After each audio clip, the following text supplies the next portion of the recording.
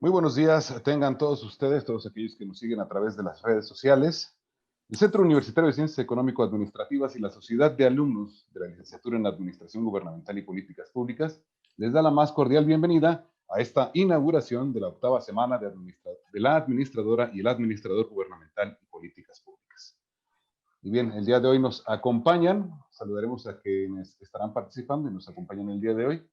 Saludamos al maestro Luis Gustavo Padilla Montes, rector del Centro Universitario de Ciencias Económico-Administrativas. Gracias por acompañarnos, rector.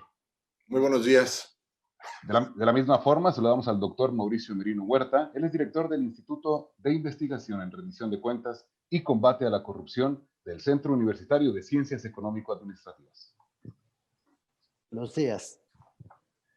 De la misma forma, queremos saludar al doctor José María Nava Preciado, secretario administrativo de este centro universitario. Buenos días.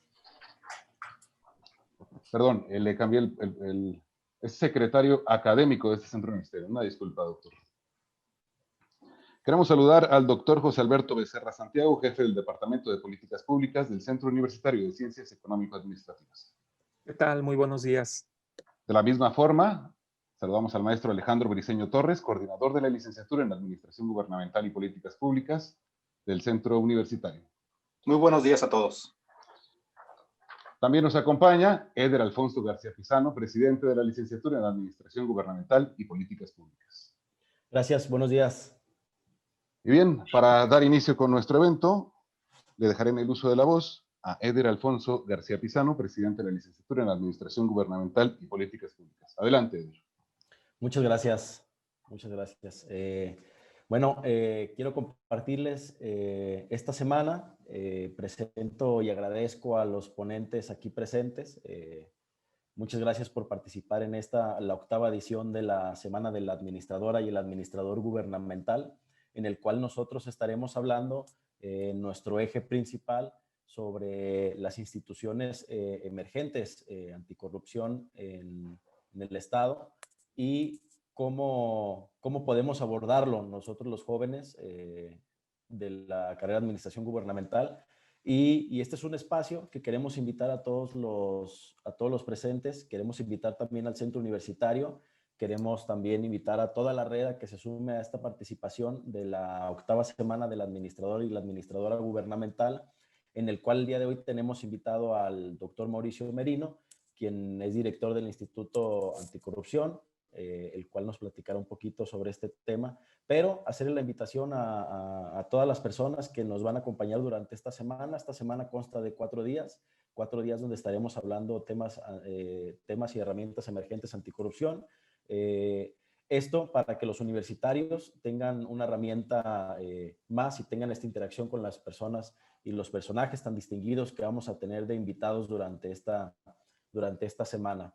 Me gustaría agradecer la participación de la sociedad de alumnos, la participación también de los administrativos del centro universitario, a los ponentes que tendremos durante toda la semana y espero que esta semana sirva como un referente para llegar a esas personas que están desde casa, ¿no? Esta virtualidad nos va a ofrecer la oportunidad de llegar a cada uno de los hogares de las personas que estudian en la red universitaria y fuera de ella, para que podamos también nosotros tener un acercamiento directo con todos los compañeros. Entonces, en este sentido, enhorabuena, agradecer a todas las personalidades que nos acompañan el día de hoy y no me gustaría extenderme mucho para que todos los invitados y ponentes tengan la oportunidad de participar. Agradezco la participación de todos los ponentes. Muchas gracias.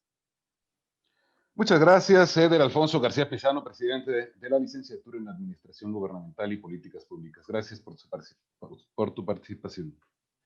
Y bien, a continuación escucharemos al maestro Alejandro Briceño Torres, él es coordinador de la licenciatura en Administración Gubernamental y Políticas Públicas.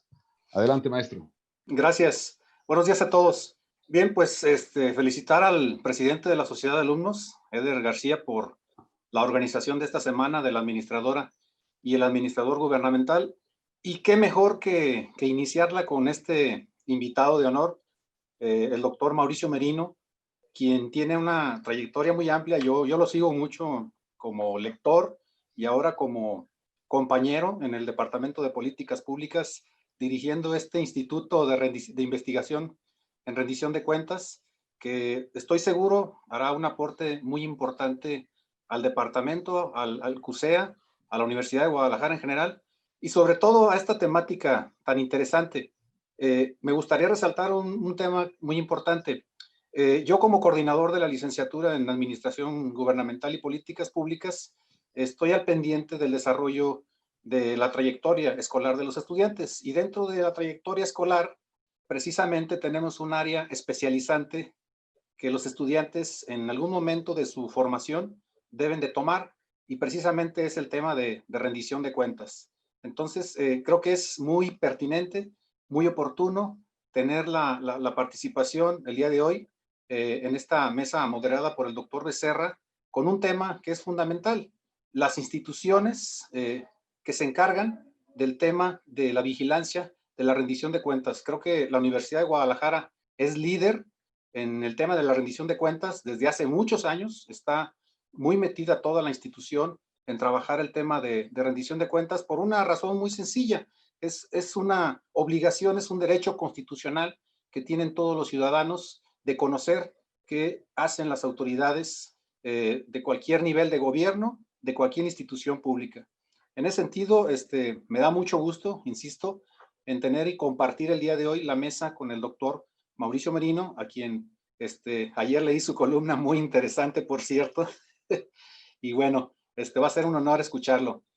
No me queda más que felicitar y agradecer a la Sociedad de Alumnos por esta iniciativa que se lleva a cabo cada año y que tiene un propósito muy, muy importante y fundamental: mantener la relación entre los estudiantes y los actores públicos que toman decisiones, y que el día de mañana los egresados de esta carrera tendrán la responsabilidad de tomar ese tipo de decisiones, y qué mejor que con un bagaje, con un conocimiento muy importante de todas las temáticas que tienen que ver con lo público, pero en este caso especial, el tema que nos ocupa hoy, el tema de la rendición de cuentas. Muchas gracias, felicidades, gracias al rector del centro universitario y a todos los que nos acompañan el día de hoy en esta inauguración de la semana de la administradora y el administrador gubernamental. Muchas gracias. Muchas gracias, maestro Alejandro Briceño Torres, coordinador de la licenciatura en Administración Gubernamental y Políticas Públicas. A continuación escucharemos al doctor José Alberto Becerra Santiago. Él es jefe del Departamento de Políticas Públicas del Centro Universitario de Ciencias Económico-Administrativas. Adelante, doctor. ¿Qué tal? Muy buenos días. Igual que Alejandro, me siento muy honrado de participar en esta actividad, y felicito y hago un reconocimiento a la sociedad de alumnos encabezada por Eder y Misael en la división, que han hecho posible pues, esta semana, que trae actividades muy interesantes con personalidades, como ya se comentó, el doctor Mauricio Merino, quien es un experto en la temática de rendición de cuentas y combate a la corrupción, y que en esta ocasión nos va a hablar acerca de los mecanismos e instituciones para la transparencia y la rendición de cuentas. Pero también se invitó a los líderes de los diferentes partidos políticos de la entidad a hablar sobre el futuro de los partidos políticos. Creo que también va a ser un panel muy interesante. Se invita también a la presidenta del sistema, de la Comisión de Participación Social del Sistema Estatal Anticorrupción, y también el viernes me parece que estará la doctora Aimé Figueroa, que es la secretaria técnica del Sistema Estatal Anticorrupción. Creo que es un programa muy consistente. Es difícil a veces en un escenario donde hay tanto que ver, como es el marco de la FIL, a veces prestar atención a actividades que se realizan desde la iniciativa de los alumnos, pero creo que este programa que han construido los estudiantes con todo el apoyo de la administración, encabezado por nuestro rector, el maestro Luis Gustavo, quien desde el CUSEA siempre ha brindado todas las facilidades para que los alumnos puedan realizar este tipo de actividades, pero me parece muy meritorio que nos ofrezcan y que ofrezcan a sus compañeros y a los académicos un programa tan completo, ¿no? Y por otro lado, pues, el tema creo que es de gran relevancia y de mucha actualidad, de lo que nos va a hablar el doctor Mauricio Merino. Bueno, él es el experto, pero en el siglo pasado, si bien es cierto, mucho del control y de las decisiones al interior de los países se centralizó en el poder político del Estado. Posteriormente, al final, pues, da un viraje con el neoliberalismo en que el mercado, a través de la desregulación del Estado, comienza a tomar las riendas en algunas de las decisiones públicas importantes, pero también eso nos ha conducido a una sociedad cada vez también más desigual. Y la sociedad civil es cuando empieza a construir y a tomar una mayor incidencia y diferentes instituciones en ese escenario, y hoy hablamos de escenarios cada vez más complejos, ¿no?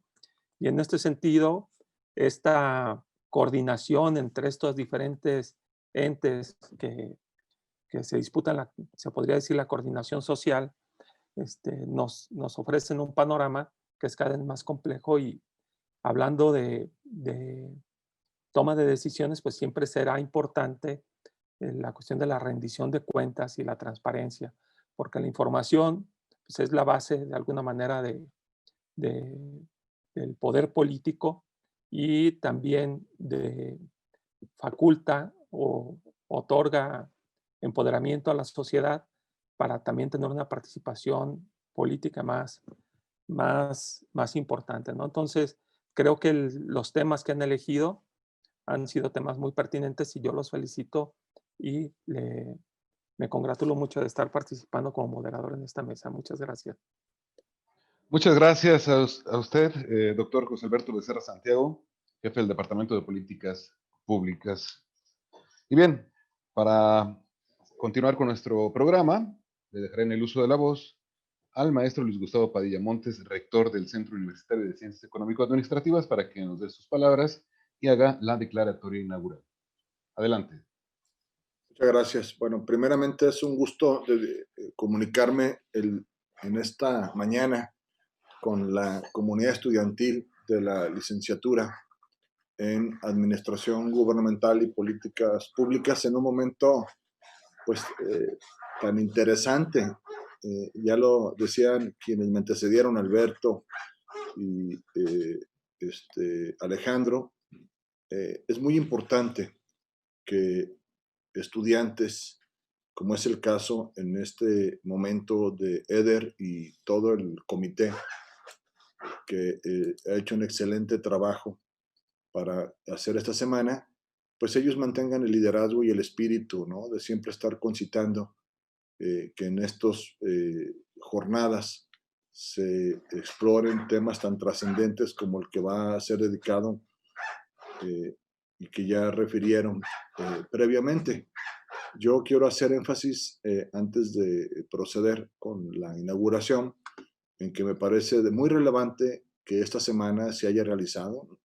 Habíamos pensado en que no había condiciones, precisamente por un lado la pandemia, seguir haciendo actividades virtuales en un periodo de una saturación de contenidos, pero también lo dijimos cuando nos vimos, ahí que me hicieron el favor de visitarme en mi oficina para hacerme la invitación, que creíamos que no se debe de perder la tradición, ni el liderazgo, ni la responsabilidad de que las propias representaciones estudiantiles sigan desarrollando una agenda de temas para generar al resto de los compañeros y compañeras de la licenciatura esquemas de participación sobre tópicos que son relevantes para nuestra sociedad.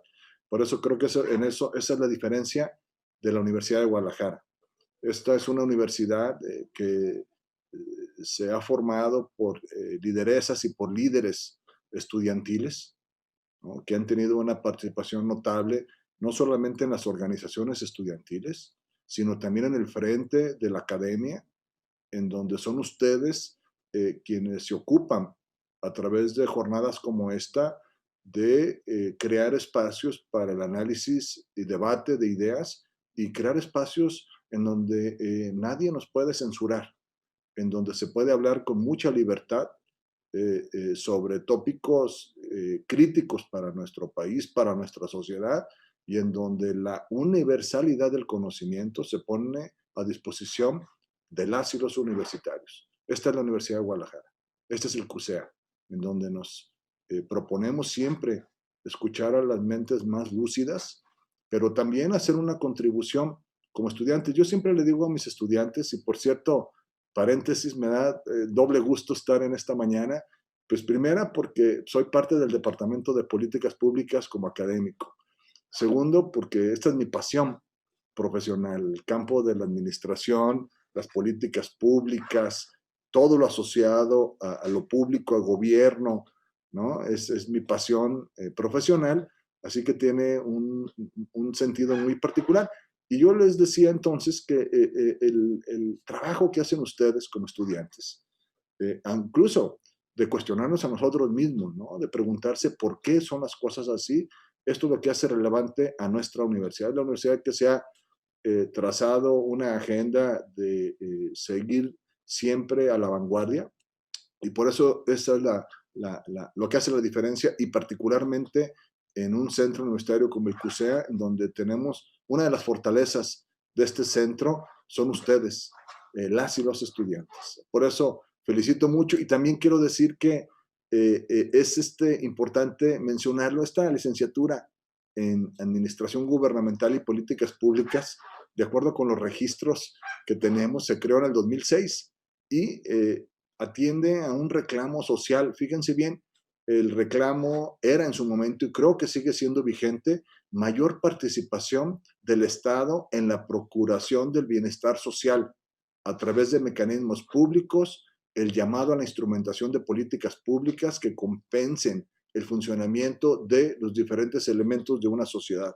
Por eso yo creo que ser administrador en el campo del gobierno y de las políticas públicas tiene una mayor trascendencia en esta época, en donde vemos que eventualmente a nivel internacional los gobiernos no tienen, pueden ser electos legítimamente, pero no tienen las capacidades para gobernar, o no hay una transición realmente a una nueva gobernanza, como lo hemos visto por nuestros profesores, incluso el doctor Luis F. Aguilar, Mauricio Merino y tantas personas que nos han enseñado y que nos han mostrado formas distintas de ver el compromiso de gobierno.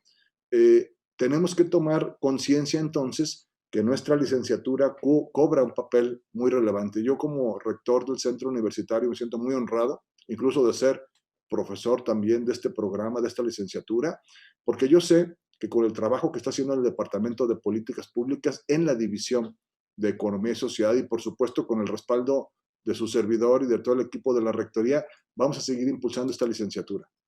Acaba la licenciatura de pasar por un periodo para la reacreditación, y yo espero que muy pronto entremos a una discusión profunda sobre el rol de estos programas académicos de pregrado, qué debemos adecuar en su plan de estudio para hacerlo pertinente y para seguir nosotros facilitando que jóvenes como Eder y como toda la comunidad de esta licenciatura, pues finalmente tengan una incidencia en el gobierno y en las políticas públicas, sea desde la esfera gubernamental o en la investigación particularmente. Creo que hay una gran oportunidad para CUSEA, para que algunos de ustedes que les interese se involucren de manera muy temprana a la investigación. Ahora aprovecho para saludar al doctor Mauricio Merino con el acompañamiento de él y este instituto de investigación en rendición de cuentas y combate a la corrupción. Se abren líneas de oportunidad para que ustedes jóvenes, pues de manera muy temprana, se involucren en la investigación de los grandes problemas nacionales. Así es que, bueno, sin más, yo felicito por esta semana. Hay mucho que decir, pero mejor hay que escuchar, porque también es tiempo de escuchar, y sobre todo que en la semana ustedes tengan una participación crítica. Me parece que sería muy relevante que también ustedes digan y que nosotros escuchemos a ustedes, ¿no? Porque también es tiempo de que las autoridades escuchemos más a los líderes, a las y los líderes estudiantiles. Así es que, pues sin mayor preámbulo, yo me congratulo de estar en esta mañana, deseando el mayor de los éxitos en esta semana, y pues la declaro formalmente inaugurada, sabedor de que como cada año ustedes harán una aportación al conocimiento de sus comunidades estudiantiles, y que por nuestra parte estamos comprometidos en seguir impulsando esta carrera y el futuro profesional de todas y todos ustedes. Enhorabuena, muchísimas gracias y mucho éxito. Y aprovecho también para despedirme y disculparme, doctor Mauricio Merino, tendré que atender a otra agenda, pero bueno, estamos frente a una audiencia que nos está escuchando, así es que les deseo el mayor de los éxitos, que sea de provecho para el desarrollo de nuestra sociedad. Muy buenos días y gracias. Muchísimas gracias. Gracias al maestro Gustavo Padilla Montes, rector de este centro universitario, por hacer la declaratoria inaugural de esta Semana de la Administradora y el Administrador Gubernamental y en Políticas Públicas. Y bien, para continuar, quiero ceder el uso de la voz al doctor José Alberto Becerra Santiago, jefe del Departamento de Políticas Públicas, quien presentará la ponencia magistral y, por supuesto, a nuestro invitado especial. Adelante.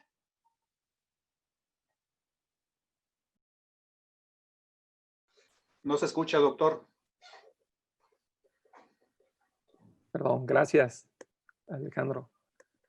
Me voy a permitir presentar al doctor Mauricio Merino, que como ya se comentó, no necesita presentación el doctor. Sin embargo, voy a permitirme leer una breve semblanza de su amplio currículum que tiene. Él es doctor en Ciencia Política por la Universidad Complutense de Madrid.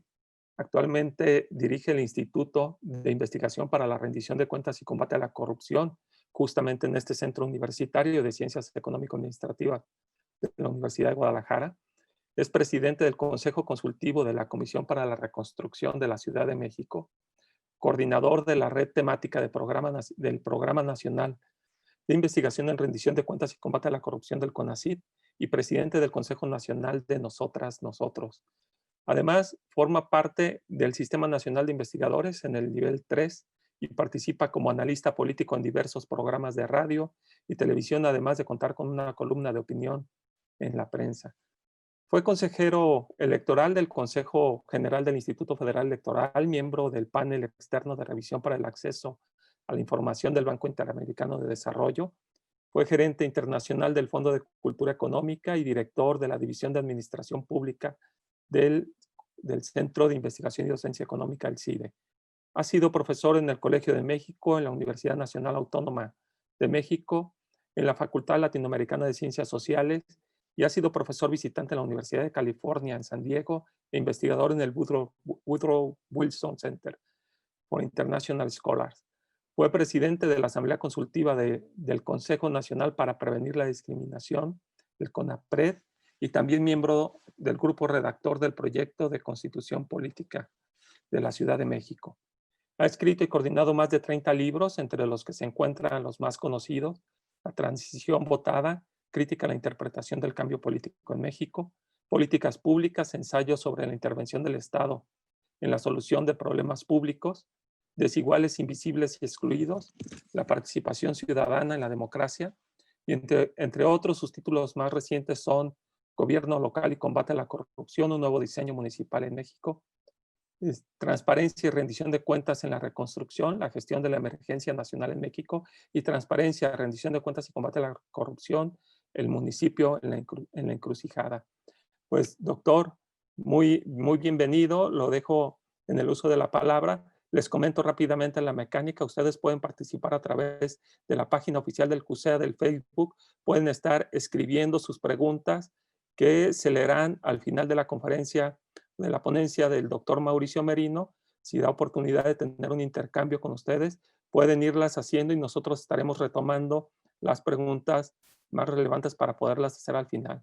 Veo que ya hay participaciones importantes. Por ahí Denise ya nos hace la observación de que no hay participación de las mujeres en este panel.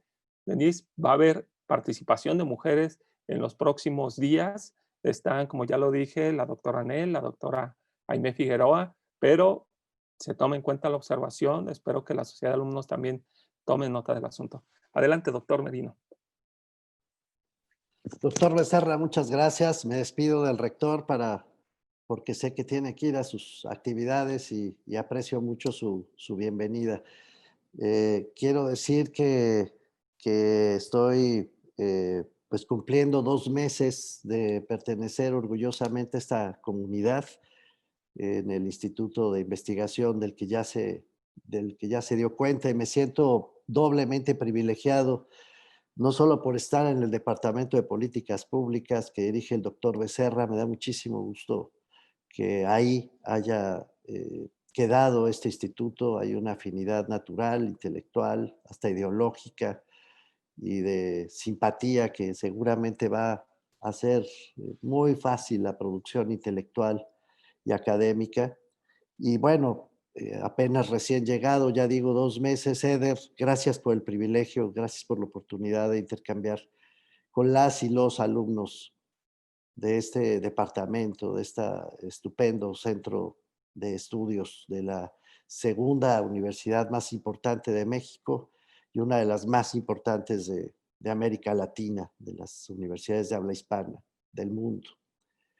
Quiero además decir que me encantan este tipo de reuniones. Hace muchísimos años tuve la oportunidad de promover la creación de una Asociación Nacional de Estudiantes en Ciencia Política y Administración Pública, la NECPAP, que por ahí todavía circula.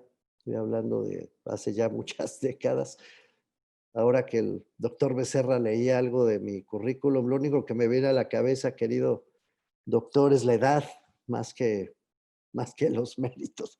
Han pasado muchos años y entonces pues se van acumulando las tareas una detrás de otra. Pero nunca fuera del ámbito universitario, nunca fuera del contacto con los jóvenes. Tengo la verdad para mí que además no es difícil probar que las mejores universidades no se hacen tanto por sus profesores, aunque también, no tanto por sus directores, directoras, aunque también, sino que las mejores universidades lo son por sus estudiantes. Las grandes universidades del mundo han acreditado su presencia, su prestigio, su influencia por la calidad de sus estudiantes. Y desde hace muchos años yo sé que los estudiantes de la Universidad de Guadalajara son realmente extraordinarios y que con el tiempo han venido además cada vez depurando su compromiso, su talento, su afiliación con la propia Universidad de Guadalajara. Así que, Eder, ya a todas y a todos las y los dirigentes estudiantiles, de veras los felicito mucho. Hace, creo que ya 22 años que fui, ya ni me acuerdo, rector, fui padrino de una generación precisamente de esta carrera, tenía otro nombre entonces, pero estábamos ya muy cerca. Y desde entonces no me he desprendido o he tratado de no desprenderme del vínculo con los estudiantes de la Universidad de Guadalajara, que doy fe porque he sido profesor por años y sigo siéndolo en el Colegio de México y en el CIDE, que son de ese tamaño, son estudiantes de mucha calidad, de mucho compromiso, y así que es un honor estar con ustedes. Voy al grano. Gracias, profesor Briceño, por darme la oportunidad también de estar en esta reunión. Un honor. Espero que tengamos muchos momentos de intercambio en los próximos años. Pues con el permiso de ustedes, me voy al grano. La teoría de política pública nos dice siempre que para poder tener un curso de acción exitoso por parte del Estado, y por el Estado me refiero a los instrumentos con los que cuenta el Estado para poder actuar, entre los cuales la administración gubernamental, de manera muy destacada, no la única, pero sí de manera muy destacada, la administración pública, la administración del gobierno, está la capacidad para definir problemas públicos con toda claridad y para poder afrontarlos a partir de las restricciones, de las limitaciones y obviamente de los recursos disponibles para poder enfrentar esos problemas públicos desde su definición causal. Esto quiere decir que el Estado está obligado, por un lado, a cuidar sus partes fundamentales, sus funciones fundamentales, entre ellas la más destacada, dar protección a sus ciudadanos, a las personas que viven dentro de su estado en un sentido muy amplio, no solamente de la seguridad en términos de policía, sino de protección social y posibilidades de realizar una vida digna a todas y a todos sus ciudadanas o ciudadanos. sino que además debe estar alerta frente a los problemas que la agobian, y una vez que esos problemas se manifiestan en la agenda pública, entonces el Estado tiene que ser capaz de definirlos con claridad, de manera causal, es decir, a partir de sus causas y no solo de sus efectos, y entonces tratar de combatirlos con los medios a su alcance. Nada de lo que estoy diciendo les es ajeno a ustedes. En una nuez, el Estado y su administración gubernamental no pueden resolver todos los problemas. Por eso es tan importante seleccionar con claridad meridiana de ser posible, a partir de sus principios éticos, a partir de su diagnóstico político y a partir de los medios técnicos con los que cuenta, seleccionar, digo, los problemas que efectivamente deben ser abordados por el conjunto de la sociedad a través del Estado, pero no solo del gobierno, sino a través del Estado, y deben ser capaces de definirlo causalmente, es decir, qué es lo que está originando esos problemas. En términos menos teóricos y más prácticos, a esta definición del libro de texto, me gusta añadirle una propuesta del profesor Giandomenico Maglione. El profesor Giandomenico Maglione, que es uno de los grandes autores en materia de política pública, como ustedes saben, ha propuesto una metáfora, una analogía en esta materia. Ha dicho los grandes cursos de acción del Estado, esto es las grandes definiciones de política pública, se pueden comparar con los programas de investigación científica, al menos en el sentido de que las políticas públicas también tienen o deben tener un núcleo duro y un cinturón de protección.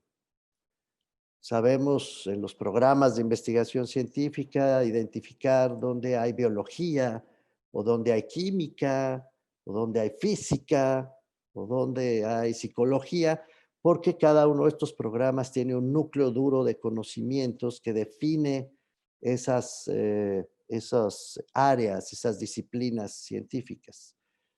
Y al mismo tiempo sabemos, dice Giandomenico Maglione, que todas las ciencias avanzan por falsación, esto es, proponen hipótesis, proponen ideas que se ponen a prueba sin salir nunca de su núcleo duro, y es en la medida en que esas hipótesis se prueban o se desechan que los conocimientos acumulados se van redondeando, van avanzando, van evolucionando. Es, por cierto, una idea que Karl Popper también desarrolló desde hace mucho en materia de programas de investigación y de filosofía de la ciencia. No me desvío con eso. La analogía que propone Maglione es que en políticas públicas debería suceder lo mismo. Dice, las políticas públicas también deberían tener un núcleo duro, y en ese núcleo duro tendría que estar la definición clara del problema que se quiere afrontar y también la definición técnica precisa, lo más precisa posible, de las razones, de las causas que han generado ese problema público. El problema público se detecta por algo que podemos llamar la huella de dolor. Sabemos que existe un problema público cuando detectamos una huella de dolor. ¿Qué es la huella de dolor? Es eso, es seres humanos de carne y hueso, personas concretas que están padeciendo una situación que les daña su dignidad, que les daña su integridad o que les daña su seguridad. Tres palabras que debemos tener presentes siempre: seguridad, dignidad, integridad. En las condiciones sociales en las que vivimos, suele ser frecuente que alguna de estas tres principios básicos de la vida cotidiana de cualquier ser humano se vean afectados por circunstancias que ese propio individuo no puede combatir con sus propios medios, no puede enfrentar. Necesita el respaldo de los demás para quebrar esa huella de dolor. Y es entonces cuando el Estado tiene que intervenir. Es entonces cuando el Estado ha de reconocer esa huella de dolor, tiene que admitir que las personas están pasándolo mal en alguno de estos tres frentes que acabo de enunciar de manera muy rápida, pero que creo que todos entendemos, y que se ve obligado, por lo tanto, a establecer una definición del problema, reconocerlo, seleccionarlo y definirlo. Una vez definido el núcleo duro de un problema público, entonces hay que ir al cinturón de protección. Es decir, hay que ir a los instrumentos, a las instituciones emergentes o tradicionales. Hay que ir a la batalla. Hay que ir a ver cuánto dinero tenemos, con quién contamos, qué capacidades tenemos para poderlo hacer, de qué tamaño son esas causas de problemas y plantarse el Estado frente a ellos para no solo darles cara, hacerles frente, así se dice, sino para reconocer hasta dónde se pueden afrontar esos problemas. Porque la mala noticia de todo este decurso es que somos seres humanos, que en el Estado también hay seres humanos, no dioses ni semidioses. No se le puede pedir todo al Estado porque no lo puede dar todo. Entonces, más bien necesita automoderación, autocontención, necesita una muy clara capacidad de selección, insisto, y necesita reconocer dónde están sus capacidades, lo que quiere decir también dónde están sus límites, dónde están sus restricciones. Es un ejercicio político difícil. Los políticos anuncian que pueden resolverlo todo como si fueran dioses, no lo son. Hay problemas técnicos importantes que se tienen que enfrentar, hay limitaciones presupuestarias, hay limitaciones incluso intelectuales. Ya Herbert Simon nos había dicho desde mediados del siglo pasado que la racionalidad es siempre limitada, que nunca podemos saber todo, ni saberlo con precisión, ni tenemos el tiempo y a veces no tenemos las capacidades para extraer de la información las conclusiones que deberíamos extraer. Y también hay disputas éticas, dilemas éticos a los que los tomadores de decisiones deben enfrentarse.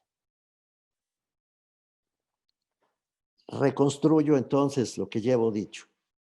Las políticas públicas para tener éxito reclaman reconocimiento de una huella de dolor en la sociedad. El reconocimiento de la huella de dolor en la sociedad, insisto, atañe a las personas, a los seres humanos, no a las cosas. Tiene que ver con la seguridad, la integridad, la dignidad de las personas y tiene que ver con la capacidad ética, política y técnica, las tres, no una de las tres, sino las tres, ética, política y técnica, para definir causalmente las razones, las causas que están provocando esa huella de dolor en la sociedad. No solo los efectos visibles, insisto mucho en esto, sino las causas. Este es el mayor desafío a todas luces de una formación acertada en administración gubernamental y en políticas públicas. Saber aprender a entender esos problemas, a definir esos problemas y a detectar las causas que los generan.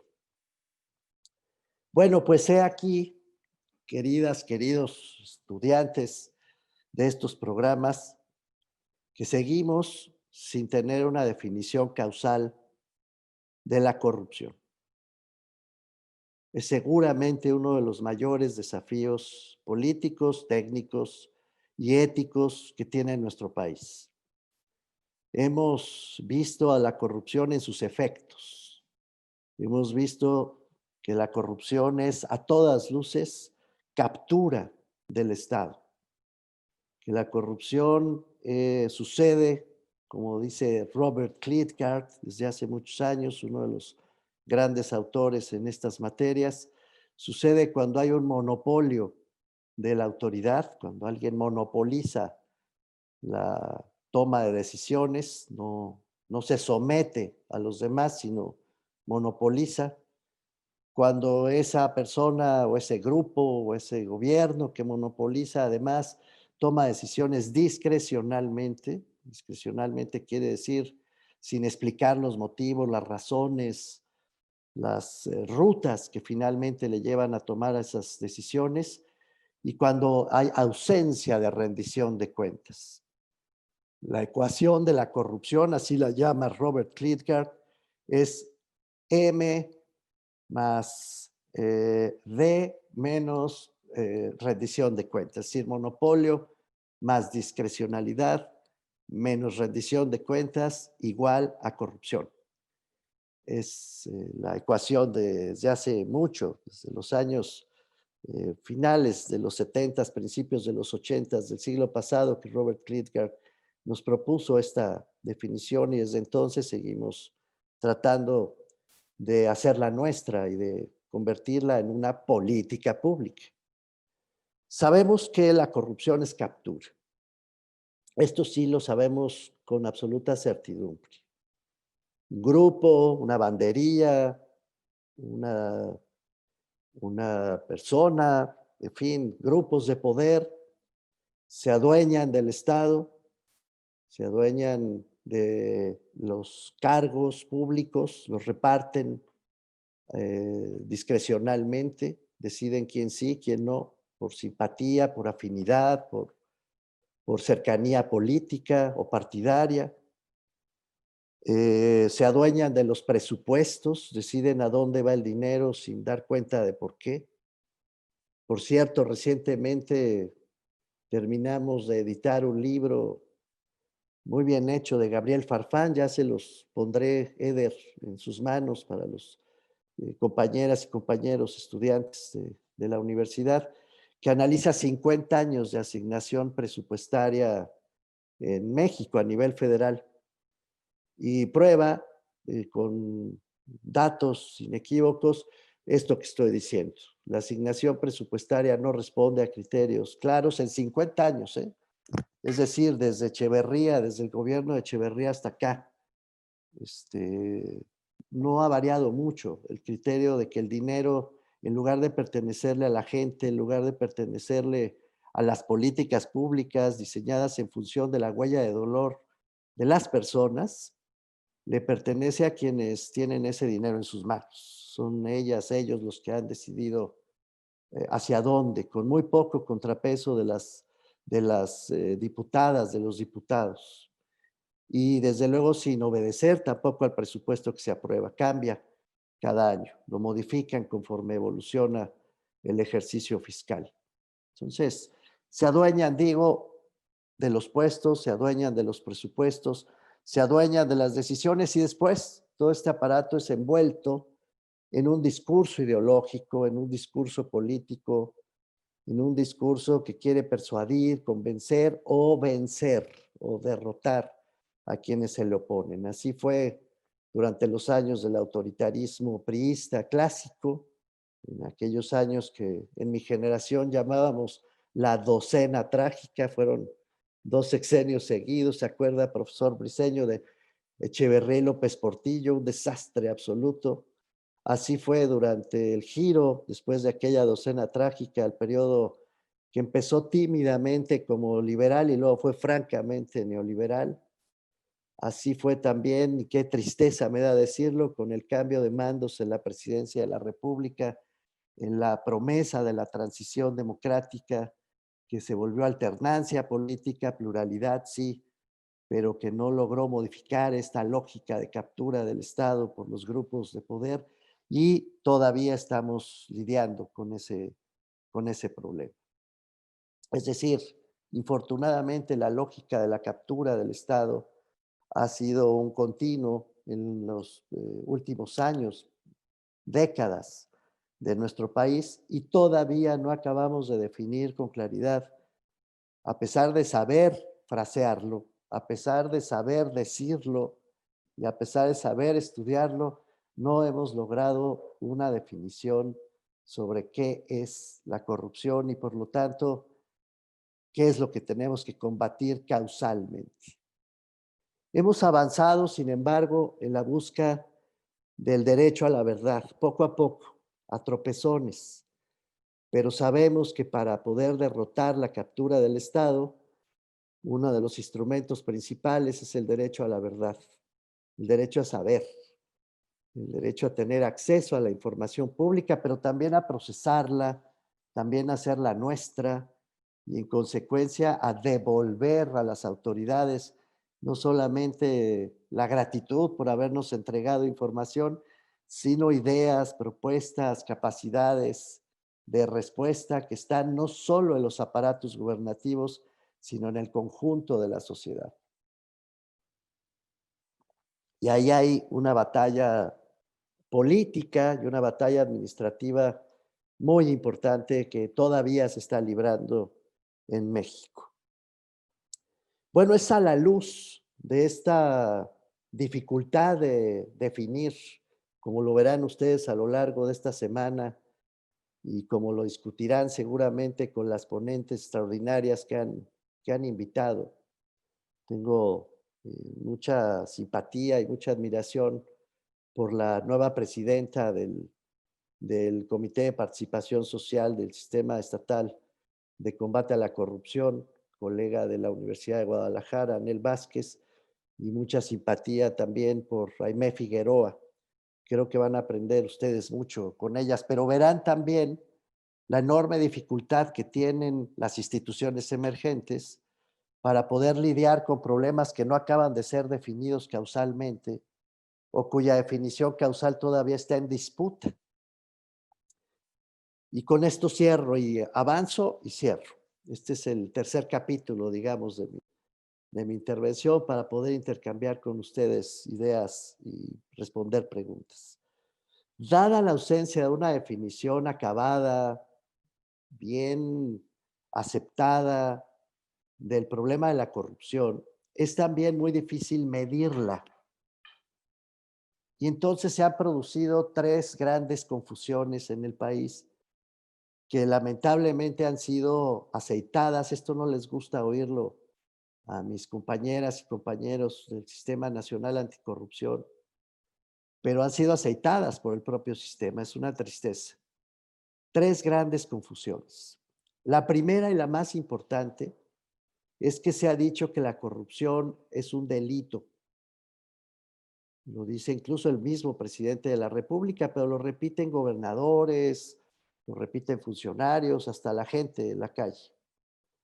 No, la corrupción es un fenómeno social, es un fenómeno que se da en redes y que responde a la falta del derecho a la verdad y a la captura del Estado, como ya expliqué antes.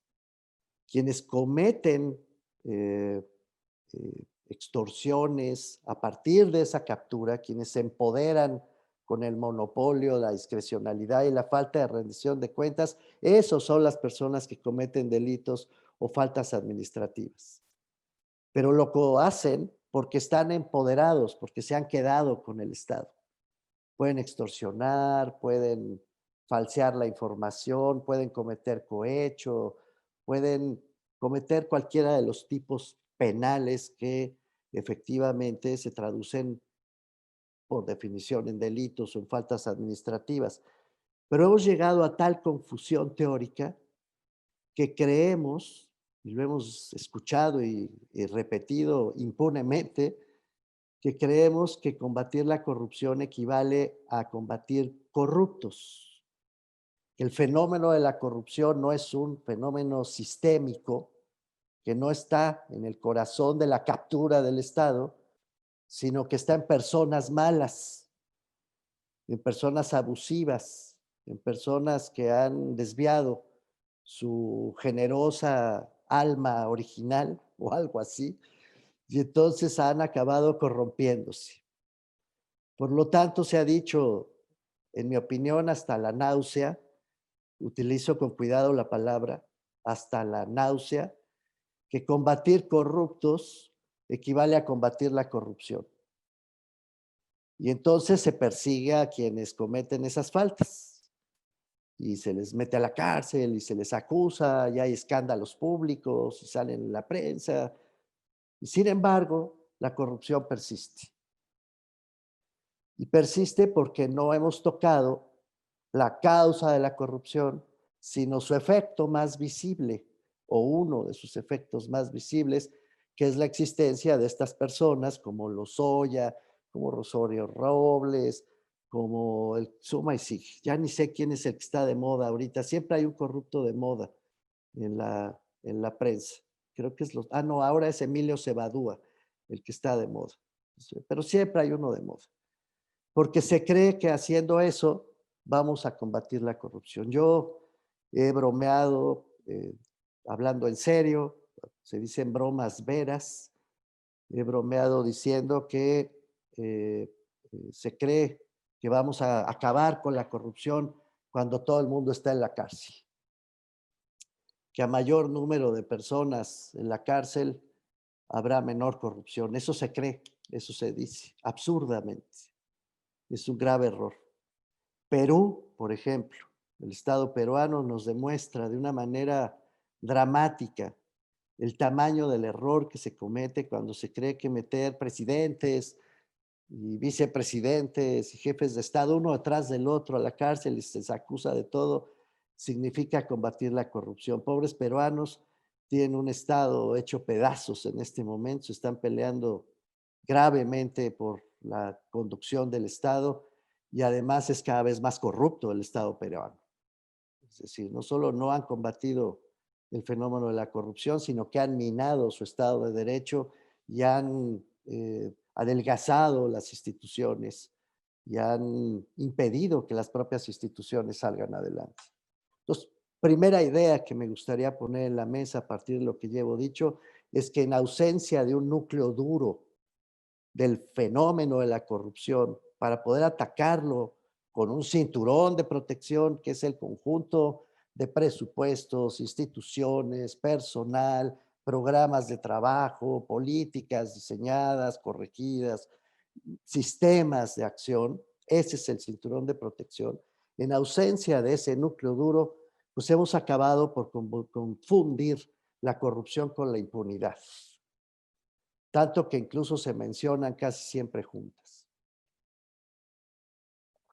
Es importante combatir la impunidad. Les ruego que no me vayan a malinterpretar. Claro que es un fenómeno gravísimo la impunidad y también debemos combatirlo. Pero corrupción e impunidad son dos fenómenos distintos que causan daños distintos a la sociedad. Porque también hay corrupción dentro de la ley. También hay formas de capturar el Estado siguiendo las reglas del juego, sin alterar una sola. De hecho, son las más frecuentes. También es posible quedarse con el dinero público, con la voluntad pública, acrecentar los espacios de riqueza personal o los espacios de poder personal, que eso es mucho más frecuente, sin vulnerar la ley. Así que no debemos confundir la lucha contra la corrupción solo, subrayo, como la lucha contra los corruptos, y tampoco podemos confundir el fenómeno de la corrupción con el fenómeno hermano, si ustedes quieren, paralelo, de la impunidad. Son dos fenómenos. Se entrelazan, sí, pero son dos fenómenos distintos. De aquí también que se haya pensado, en medio de esta confusión teórica y práctica, que la corrupción sea una anomalía, e incluso una anomalía de seres humanos que se han desviado de la buena ruta, como si el Estado no fuera un Estado, sino una iglesia, como si habláramos de hermanas y hermanos que han abandonado el camino del Señor o algo así, como anomalía individual. Y entonces, claro, se dice, tenemos que combatir a quienes han caído en esas anomalías, incluso para ayudarles, para redimirlos, si se quiere, para sacarlos del mal en el que han caído desde la bondad de quienes tienen el Estado en sus manos. Es un argumento que suena muy religioso, pero que es muy equivocado. La corrupción no es una anomalía del sistema. La corrupción está en el corazón del sistema. La corrupción no depende solo de personas que se salieron del buen camino. La corrupción pertenece al corazón del Estado. Y desde el corazón del Estado, el buen camino tiene que ver con la captura, lo vuelvo a decir, de puestos, presupuestos y decisiones.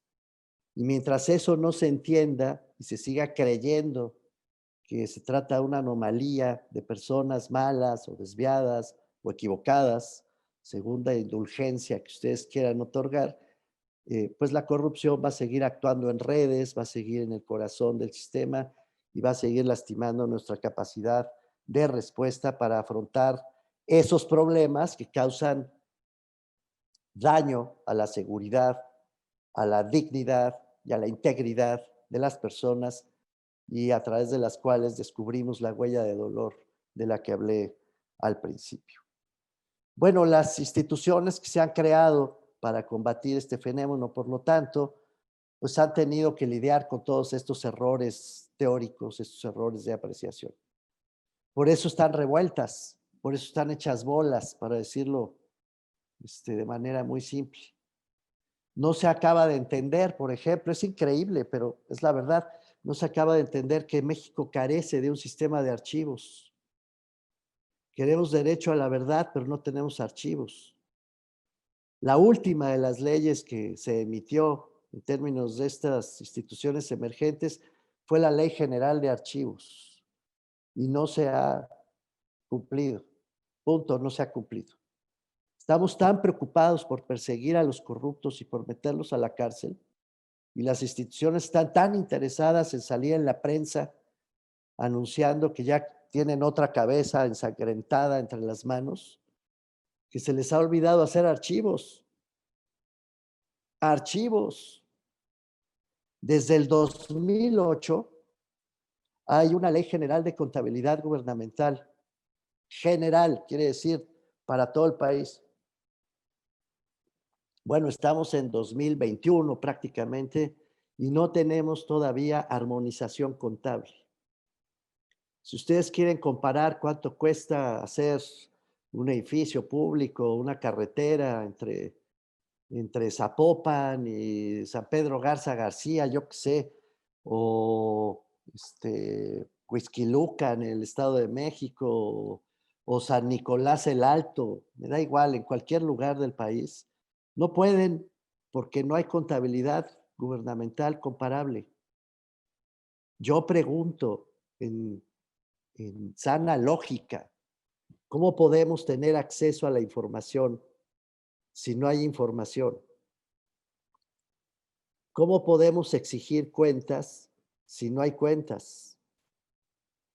¿Cómo podemos hacer posible el derecho a la verdad, donde la verdad es construida desde el poder deliberadamente para justificar sus actos y no corresponde con algo que todos podamos reproducir libremente, simplemente porque obedece a los hechos, y los hechos son constatables, no debatibles? Lo que es debatible es la opinión sobre los hechos, pero no el hecho mismo. Por eso es que no hemos logrado entender tampoco que los juicios que se levantan incluso en contra de quienes cometen actos de corrupción generan experiencias, generan datos a lo largo de su recorrido. Cada vez que se juzga a un corrupto, sea en el sistema judicial, penal, o sea en los tribunales de justicia administrativa, se cuentan historias. Cada uno de esos casos es una historia contada, cada expediente es una historia. Lo mismo que cada archivo. Los archivos son la historia de los asuntos públicos. Por eso son tan importantes. La ausencia de archivos equivale a la falta de memoria sobre los archivos públicos. Bueno, no hemos logrado sacar provecho de esas historias en los tribunales administrativos y en los tribunales penales, en los juzgados penales, porque no se cuentan esas historias, no se convierten en inteligencia institucional. Lo que es peor todavía, no hemos logrado hacer entender que cada auditoría que se practica por los órganos superiores de fiscalización o por los órganos internos de control a cada una de las dependencias, va generando aprendizaje, va generando datos, va generando otra vez secuencias de recomendaciones y de observaciones que cuentan una historia, a veces sobre la forma en que está gastando el dinero en licitaciones, a veces sobre la forma en que se contrata al personal, a veces sobre la forma en que se otorgan licencias para construcción, a veces sobre la forma en que se determina cómo se asigna el presupuesto a unas áreas y se le quita a otras. Van contando todas estas historias que existen en las auditorías y existen en los órganos de control. No los hemos entrelazado. Tampoco hemos logrado que los institutos de transparencia sean una fuente proactiva de información, no solo en el sentido de responder a las preguntas que se formulan y ya, como ventanilla de trámite, sino que sean capaces de agrupar toda esa información que importa para desarraigar la causa de la corrupción y poderla combatir de manera completa. Es decir, las instituciones emergentes que fueron diseñadas para actuar conjuntamente, por eso se llama sistema anticorrupción, un sistema formado por jueces, magistrados, auditores, contralores, personas del consejo o comisionados de cada uno de los institutos de transparencia y los ciudadanos que además tienen que estar alertas para obtener toda esta información, procesarla y poder detectar en dónde se ha producido el monopolio, la discrecionalidad y la ausencia de rendición de cuentas. Es decir, los procesos de captura del Estado que están generando en el corazón mismo del Estado su propia corrupción. Cierro ya, Eder, diciéndoles, no nos olvidemos que corrupción no solo atañe al dinero, corrupción atañe al poder. Se corrompe al Estado cuando alguien lo usa para excluir. Se corrompe al Estado cuando alguien lo usa para que lo que es de todos se vuelva de unos cuantos.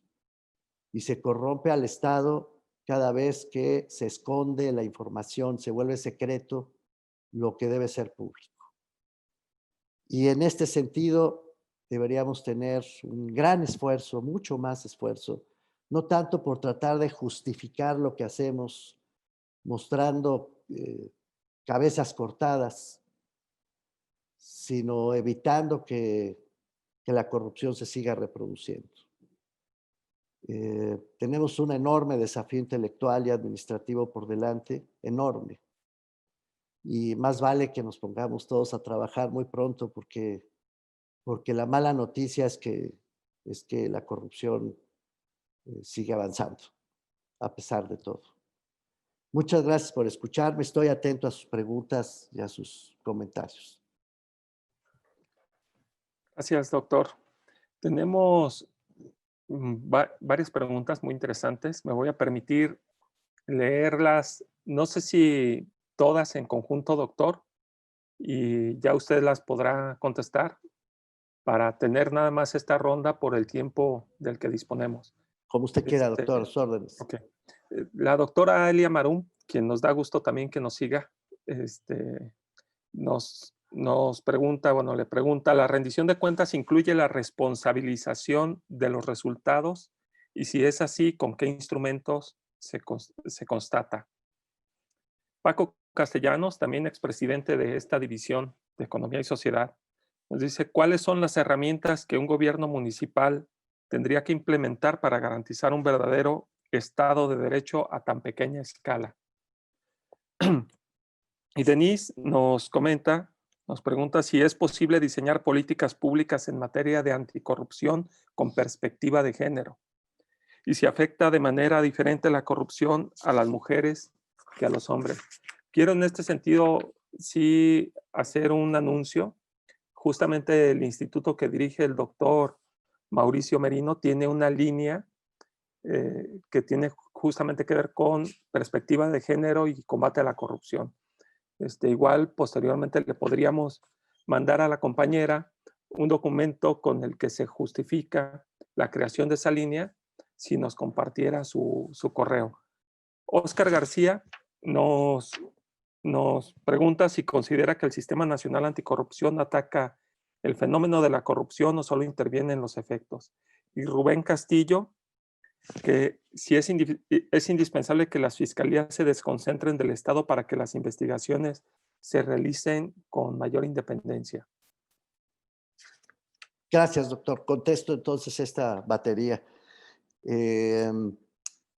Es mi opinión que en sus primeros años de funcionamiento el Sistema Nacional Anticorrupción primero fue boicoteado abiertamente por el gobierno de Enrique Peña Nieto. No se integró, no se formó bien, lo demoraron, arrastraron los pies, lo combatieron en su diseño original, me consta.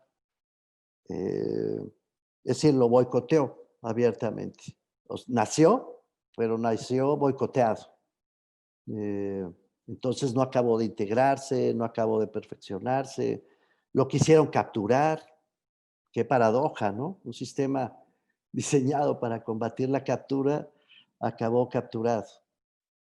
Y lamentablemente la mirada que tiene el nuevo gobierno es distinta. No es institucional en el sentido que le damos a esta expresión. Me voy a referir a eso quizá con más cuidado más adelante.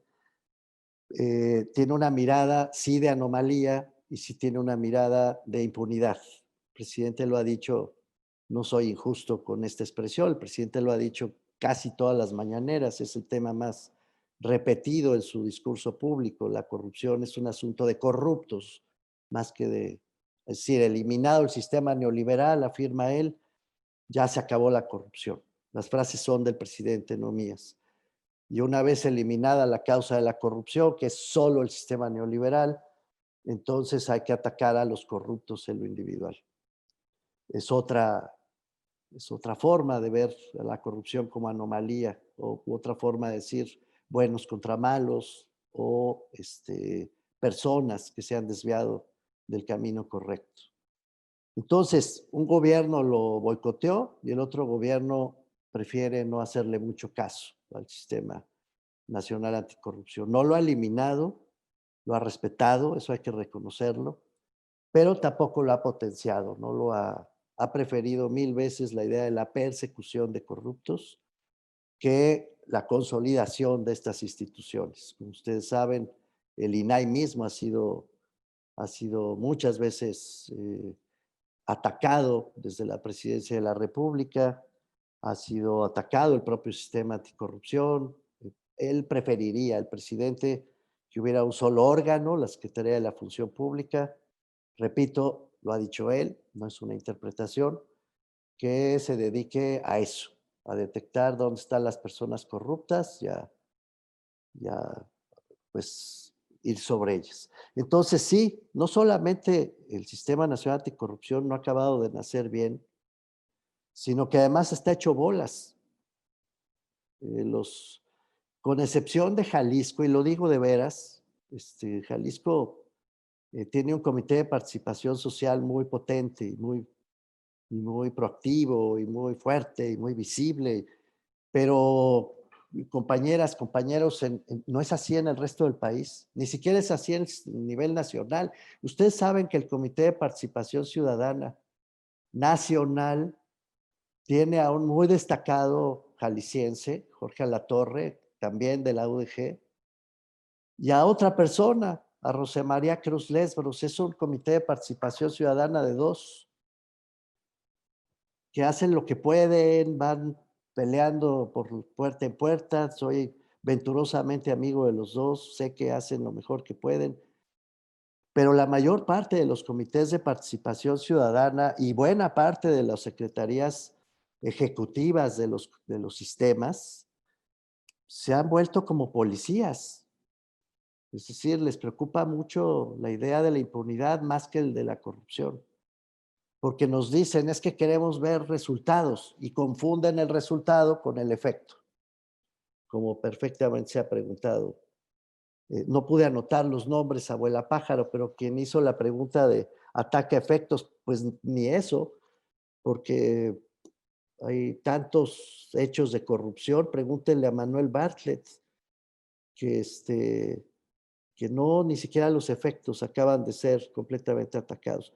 Y además, ustedes saben, y para quienes están recién ingresados ya lo sabrán, que un problema público que solo ataca efectos se perfecciona. Esto es, se vuelve más complejo. Cuando un problema público no va a las causas, acaba perfeccionándose. Pero por cierto, problema público y un problema de la vida privada también, ¿eh?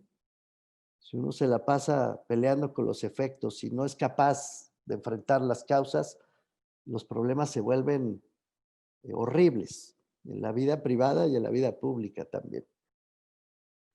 Ya dije, lo de las fiscalías, pues se ha explorado la independencia de las fiscalías. Y vuelvo a la carga, ojalá logre transmitirlo con claridad.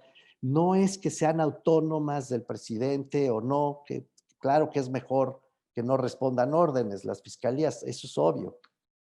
Pero es que a quien tienen que responderles a la sociedad. Cuando las fiscalías se vuelven autónomas, pero no le responden a nadie, pues sale peor. Tenemos fiscales que van por la vida, no le responden ni a los presidentes, ni a los gobernadores, ni a nadie, porque son autónomos y tampoco rinden cuentas, vaya paradoja. He dicho varias veces, se los digo a ustedes, que en la casa del herrero no puede haber asadón de palo. Entre las instituciones que integran el Sistema Nacional Anticorrupción, las voy a decir de memoria, si me falta alguna les ruego que me ayuden. Auditoría Superior, me refiero al Nacional de la Federación, Instituto de Transparencia, Acceso a la Información y Protección de Datos Personales, Secretaría de la Función Pública, Tribunal de Justicia Administrativa, Consejo de la Judicatura, Fiscalía, se me está escapando uno, y Comité de Participación Ciudadana, son 7. No hay sistemas de carrera. Llegan a los puestos por dedazo. Ahí, a esas instituciones. No hay evaluación de sus procedimientos internos. Tampoco han conectado sus bases de datos con suficiente precisión para producir inteligencia institucional colectiva. No hay todavía. Y ya pasó un rato. Ya debería haber esos métodos para conectar bases de datos y producir información inteligente para la acción del Estado en su conjunto. No hay sistemas de rendición de cuentas. No sabemos cómo evaluar si hacen bien su trabajo o hacen mal su trabajo. Y no lo sabemos porque no hemos llegado al núcleo duro de esa política.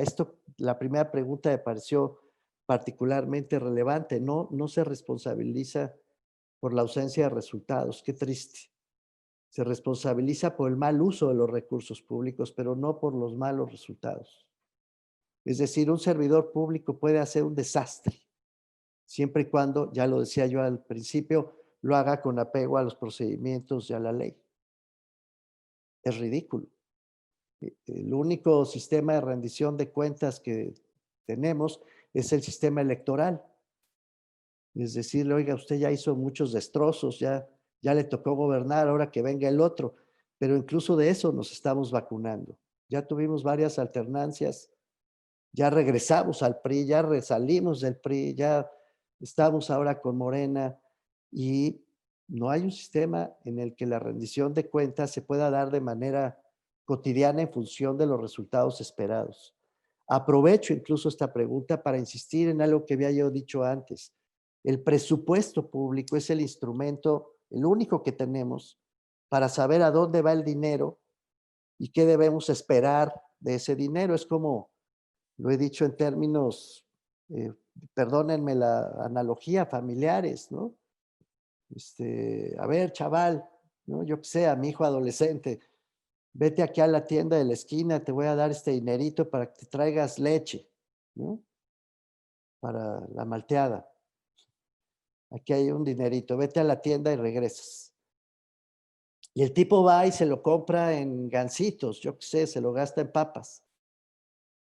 Y regresa y me dice, no, mira, aquí está la nota de los gansitos y de las papas. No tiene nada que ver con lo que me ordenaste, pero no me quedé con un centavo del dinero que me diste. Eso pasa en el presupuesto público de todo el país. Nunca, nunca en 50 años, lo acabo de decir, se ha cumplido el mandato del presupuesto público. Los gobiernos cambian los presupuestos sobre la marcha, hacen cosas distintas del mandato que les entregamos y no pasa nada. La cuenta pública no se ha aprobado desde hace años a nivel federal, no pasa nada, porque no tenemos los instrumentos técnicos para poder confrontar el mandato con lo que se entrega, los entregables con los mandatos. Y no hemos logrado articular una suficiente presión social e intelectual para avanzar en ese sentido. Es una verdadera tristeza, y hay que decirlo. Es una misión, doctor Becerra, que tenemos desde el instituto, insistir mucho en ese punto, en esa construcción de instrumentos.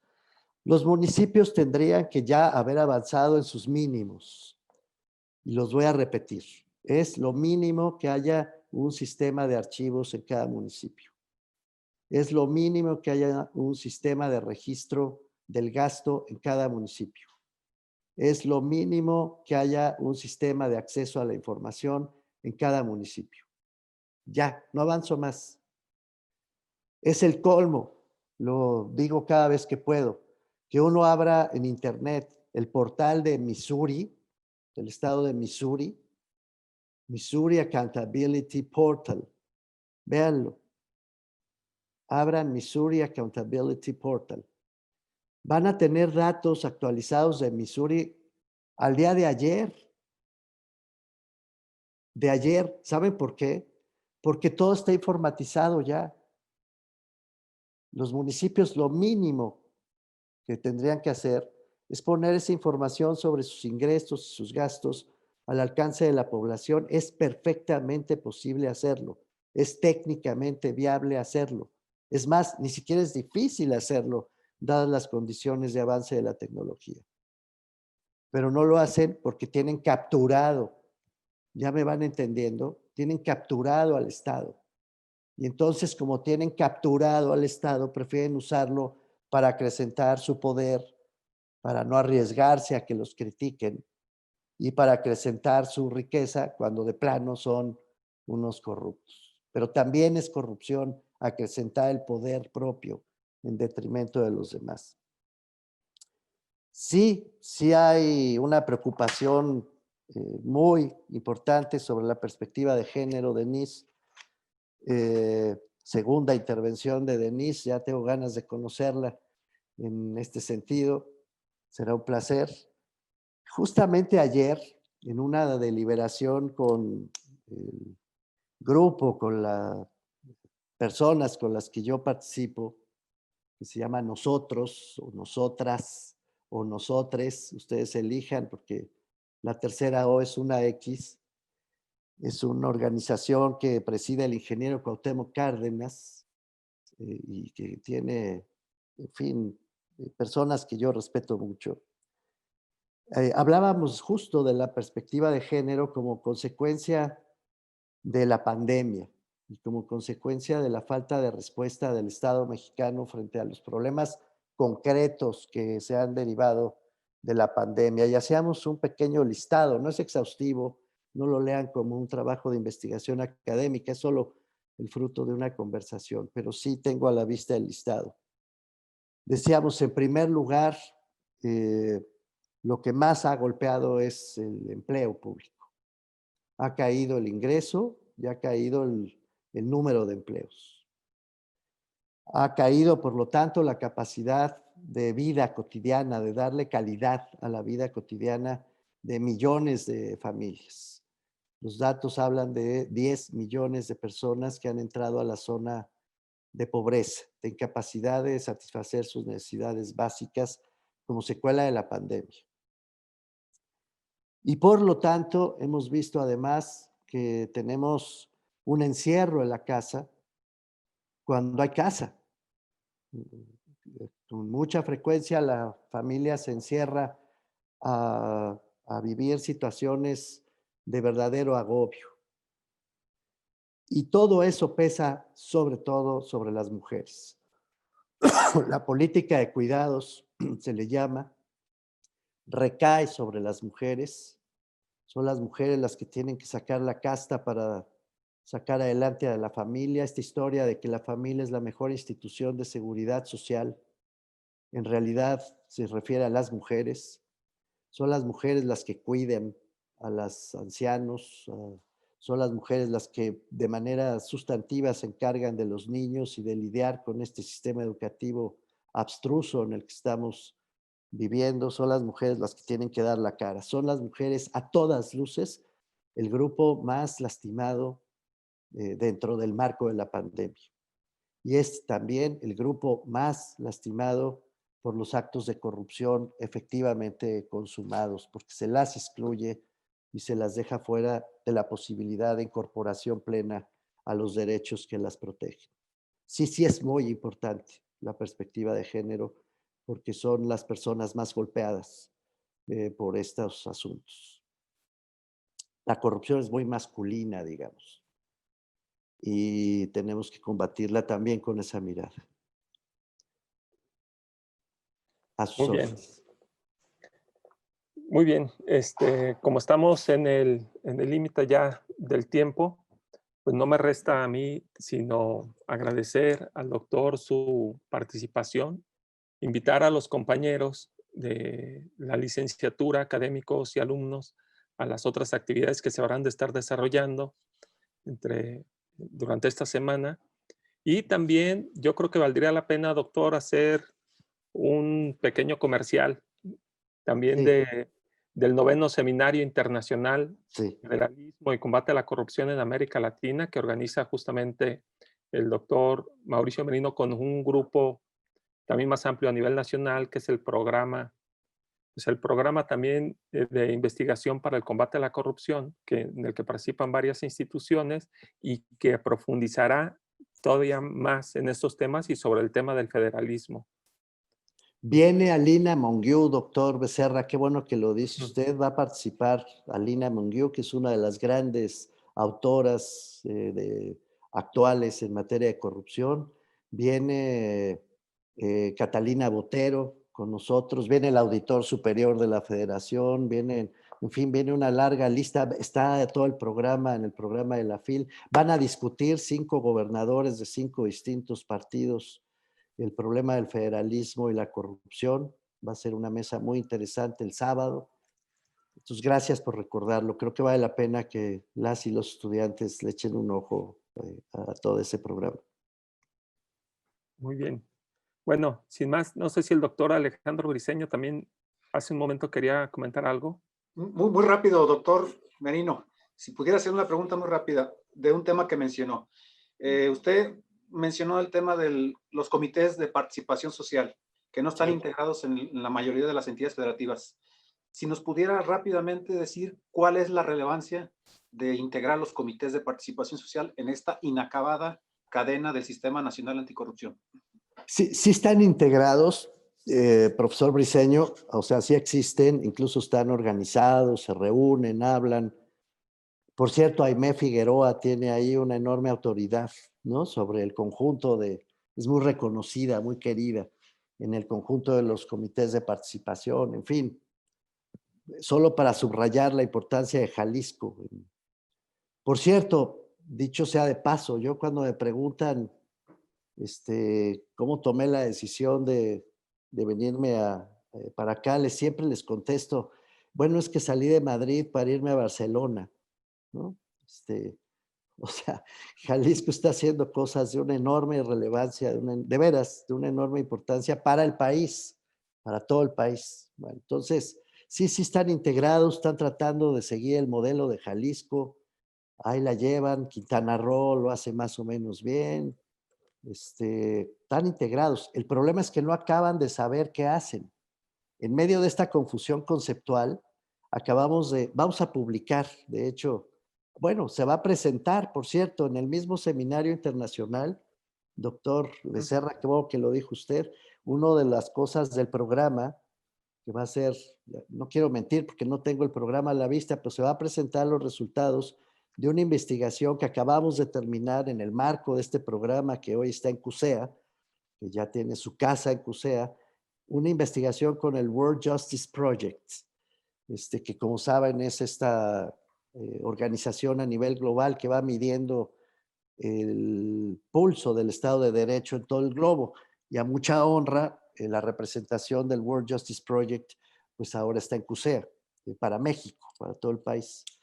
Entonces vamos a presentar los resultados de la investigación de este año y van a ver ustedes cómo Fernando Nieto, el investigador que se encargó de revisar el papel de los comités de participación ciudadana, demuestra sin género de dudas la enorme confusión que hay entre sus integrantes.